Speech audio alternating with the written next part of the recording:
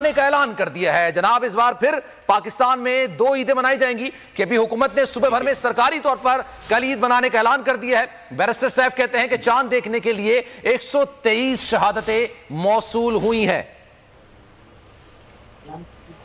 130 शहादतें मौसूल हुई हैं। और अब से कुछ देर पहले जनाब आपको बताया था कि रूतलाल कमेटी की जानिब से इस बात का ऐलान कर दिया गया था कि चांद की कोई शहादत नहीं मिली है और ईद मंगल को मनाई जाएगी। लेकिन अब बैरिस्टर सैफ की जानिब से बाकायदा यह कहा गया है कि 130 शहादतें मिली हैं और केपी के हुकूमत ने बाकायदा से सरकारी तौर पर इस बात का ऐलान कर दिया है कि कल ईद मनाई जाएगी। यानी पाकिस्तान में कल भी ईद मनाई जाएगी और परसों भी ईद मनाई जाएगी। इस बार फिर से पाकिस्तान में 2 ईदें मनाई जाएंगी। 130 शहादतें मौसूल हुई हैं। बैरिस्टर सैफ ये कह रहे थे। बैरिस्टर सैफ साहब हमारे साथ मौजूद हैं, उनसे मजीद बात करेंगे।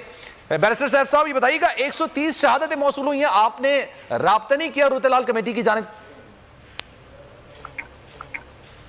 रूयत हिलाल कमेटी का तो खैर इसमें कोई जिक्र नहीं है। मैंने तो आपको बताया कि सूबा सरहद में, सूबा खैबर पख्तूनख्वा में जो इतलात हैं वो तकरीबन 129-130 के करीब इतलात आई थी। अच्छा। और उसके बाद जो मुतल्लिका हमारे तरीक़ाकार है उसके मुताबिक उनकी कंफर्मेशन की गई है मुख्तलिफ अजला में।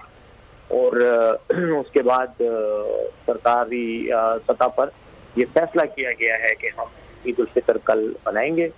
और उसकी बुनियादी जो वजह है वो मुसद्दिका इतलात हैं, शहादतें हैं, जो मैं समझता हूँ कि इस्लामी शरिया की रोशनी में भी इस बात के लिए एक बड़ी वजह बन जाती है कि अगर आपको शहादतें वसूल हो जाती है तो आप ईद उल फितर मनानी चाहिए। ठीक है, बहुत शुक्रिया जनाब।